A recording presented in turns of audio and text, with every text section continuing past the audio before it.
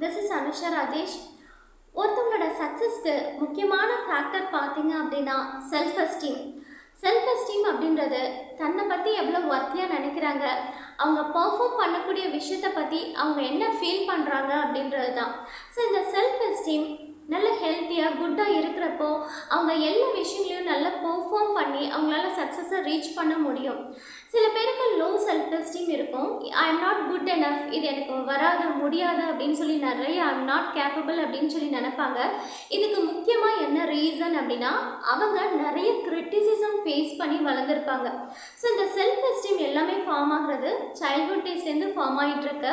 So இப்போ ஒரு குழந்தை இருக்குன்னு வச்சுக்கோங்களேன், அந்த குழந்தை சரியாக பெர்ஃபார்ம் பண்ணல அப்படின்ற அந்த பேரண்ட்ஸும் டீச்சர்ஸும் அந்த குழந்தைகிட்ட எப்படி அந்த பெர்ஃபார்மன்ஸை குறித்து கம்யூனிகேட் பண்ணுறாங்களோ அந்த குழந்தை என்ன அண்டர்ஸ்டாண்ட் பண்ணிக்குதோ அதை வச்சு தான் செல்ஃப் எஸ்டீம் டெவலப் ஆகும். அந்த குழந்தை நினைக்கிது நம்ம எப்போ பார்த்தாலும் குறை சொல்லிக்கிட்டே இருக்காங்க, கிரிட்டிசைஸ் பண்ணிக்கிட்டே இருக்கிறாங்க அப்படின்றப்போ அதை டிசைட் பண்ணிக்கும், இது எனக்கு முடியாது, இது எனக்கு வராது, தெரியாது, கஷ்டம்ன்ட்டு அந்த குழந்தை டிசைட் பண்ணிக்கும். லோ செல்ஃப் எஸ்டீம் டெவலப் ஆகும். ஸோ ஃப்யூச்சரில் கூட பார்த்தீங்க அப்படின்னு சொன்னாக்கா அந்த குழந்தை அடல்ட்டாக வளர்கிறப்ப கூட ஒரு விஷயம் பண்ணுறப்போ அதுக்கு வந்துட்டு லோ செல்ஃப் எஸ்டீம் இருக்கிறப்போ கான்ஃபிடென்ட்டாக ஒரு விஷயத்த பண்ண முடியாது. அதோட பெர்ஃபார்மன்ஸை பற்றி எப்பயுமே இந்த தாட் ஓடிக்கிட்டே இருக்கும், இது எனக்கு முடியுமோ முடியாதோ கஷ்டமாச்சு அப்படின்னு சொல்லிட்டு ஓடிக்கிட்டே இருக்கும் உள்ள. ஸோ அப்போ ஒரு ஹெல்த்தியான செல்ஃப் எஸ்டீமை நம்ம டெவலப் பண்ணணும். மற்றவங்க கிட்ட உங்கள் குழந்தைகிட்ட நீங்கள் இந்த ஸ்டெப்ஸை ஒர்க் பிளேஸில் கூட நீங்கள் அப்ளை பண்ணலாம். உங்களோட ஒர்க்கர்ஸ் சரியாக பெர்ஃபார்ம் பண்ணல அப்படின்னா அவங்கக்கிட்ட நீங்கள் எப்படி கம்யூனிகேட் பண்ணலாம் அப்படின்றதுக்கான அவங்களோட அதாவது ஃபீட்பேக் எப்படி கொடுக்கலாம், கிரிட்டிசைஸ் பண்ணாமல் ஒரு கன்ஸ்ட்ரக்டிவ் ஃபீட்பேக் ஒரு பெர்ஃபார்மன்ஸ் ஒருத்தவங்களோட சரியில்லாதப்போ நம்ம எப்படி கொடுக்கலாம் அப்படின்றதுக்கான 4 ஸ்டெப்ஸ் நம்ம இந்த வீடியோவில் பார்க்க போகிறோம். ஃபர்ஸ்ட் ஸ்டெப் பார்த்தீங்க அப்படின்னாக்கா, இப்போ நம்மளோட இன்டென்ஷன் என்ன அப்படின்னா ஒருத்தவங்க சரியாக பெர்ஃபார்ம் பண்ணாமல் இருக்காங்க அப்படின்னாக்கா அந்த பெர்ஃபார்மன்ஸை இம்ப்ரூவ் பண்ண வைக்கிறது தான் நம்மளோட இன்டென்ஷன். அதுக்காக தான் நம்ம குறை சொல்கிறோம் இல்லையா? ஸோ அப்போ என்னன்னாக்கா அவங்க ஃபஸ்ட்டு அண்டர்ஸ்டாண்ட் பண்ணிக்கணும், அவங்களுக்கு பார்த்தீங்கன்னா நம்ம லவ் பண்ணுறோம், நம்ம கேர் பண்ணுறோம். ஸோ அவங்களோட பெர்ஃபார்மன்ஸ் இம்ப்ரூவ் ஆகுறதுக்கு தான் இந்த விஷயத்த நம்ம சொல்கிறோன்றதை அவங்க அண்டர்ஸ்டாண்ட் பண்ணிக்கணும். ஃபர்ஸ்ட் கம்யூனிகேட் யுவர் லவ் அப்படின்றது ரொம்ப முக்கியம். அவங்க நம்மளோட நல்லதுக்காக தான் சொல்கிறாங்க, நம்ம மேலே அவங்க லவ் அண்ட் கேர் வச்சுருக்காங்கன்றத அவங்க அண்டர்ஸ்டாண்ட் பண்ணிக்கிற மாதிரி நீங்கள் ஃபஸ்ட்டு கம்யூனிகேட் பண்ணணும். கம்யூனிகேட் யுவர் லவ் அப்படின்றது. செகண்ட் ஸ்டெப் பார்த்தீங்க அப்படின்னா ஒரு விஷயம் தப்பாகிடுச்சு அப்படின்றப்போ நீ இதை பண்ணிட்ட, நீ ஒழுங்காக மார்க் பண்ணல, நீ ஒழுங்காக சமைக்கலை, நீ ஒழுங்காக இந்த ஒர்க் பண்ணல அப்படின்னு சொல்லிட்டு நீன்னு சொல்லி பாயிண்ட் அவுட் பண்ணாமல் நீங்கள் என்ன பண்ணலாம் அப்படின்னு சொன்னாக்கா அந்த ஒர்க் என்ன ஆச்சு, அந்த ஒர்க்கில் என்ன மிஸ்டேக்ஸோ அதை டிஸ்கிரைப் பண்ணி நீங்கள் பேசலாம்.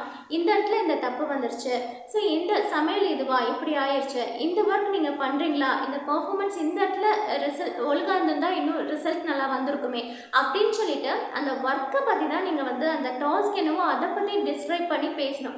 அது செகண்ட் ஸ்டெப். தேர்ட் பார்த்தீங்க அப்படின்னாக்கா பாஸ்டில் நடந்த முடிஞ்ச விஷயத்த ரொம்ப ஃபோக்கஸ் பண்ணாமல் ஃப்யூச்சரில் இதை நீங்கள் சரி பண்ணுறதுக்கு என்ன பண்ணலாம், இந்த மிஸ்டேக் ஃப்யூச்சரில் வராமல் இருக்கிறதுக்கு, அவங்களோட பெர்ஃபார்மன்ஸ் ஃப்யூச்சரில் பெட்டர் ஆகுறதுக்கு நீங்கள் என்ன எக்ஸ்பெக்ட் பண்ணுறீங்க அப்படின்றத அவங்கக்கிட்ட கம்யூனிகேட் பண்ணுங்கள். எனக்கு இந்த மாதிரி ரிசல்ட் வேணும், இதுக்கு உங்களோட ஹெல்ப் ஏதாச்சும் அவங்களுக்கு பண்ண முடியும்னா பண்ணி கொடுக்கலாம். நீங்கள் கேட்கலாம், என் ஹெல்ப் எதுவும் வேணுமா உங்களுக்கு, நெக்ஸ்ட் டைம் இந்த மாதிரி ரிசல்ட் நான் எக்ஸ்பெக்ட் பண்ணுறேன் அப்படின்றத கரெக்டாக சொல்லுங்கள். நெக்ஸ்ட் ஃபோர்த்து ஸ்டெப் பார்த்தீங்க அப்படின்னு சொன்னாக்கா நீங்கள் அவங்க மேலே ஒரு பாசிட்டிவ் எக்ஸ்பெக்டேஷன் வைங்க. அவங்களால அந்த ஒர்க்கை நல்லா பெர்ஃபார்ம் பண்ண முடியுன்ற ஒரு எக்ஸ்பெக்டேஷன் வைங்க.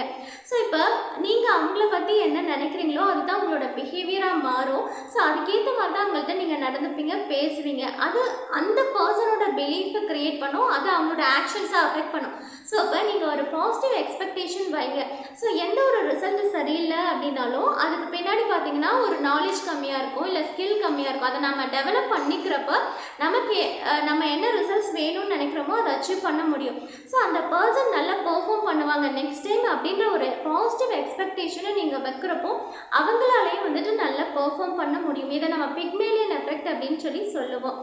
ஸோ இப்போது இந்த 4 ஸ்டெப்ஸை நீங்கள் ஃபாலோ பண்ணி ஒரு கன்ஸ்ட்ரக்டிவ் ஃபீட்பேக் ஒருத்தவங்க மிஸ்டேக் பண்ணுறப்ப பெர்ஃபார்மன்ஸ் சரியில்லாதப்ப நீங்கள் கொடுத்தீங்க அப்படின்னு சொன்னாக்கா நெக்ஸ்ட் டைம் அவங்களோட பெர்ஃபார்மன்ஸை இம்ப்ரூவ் பண்ணிக்கிறதுக்கும் உதவியாக இருக்கும், அவங்களோட செல்ஃப் எஸ்டீமை டெவலப் பண்ணிக்கிறதுக்கும் இது உதவியாக இருக்கும்.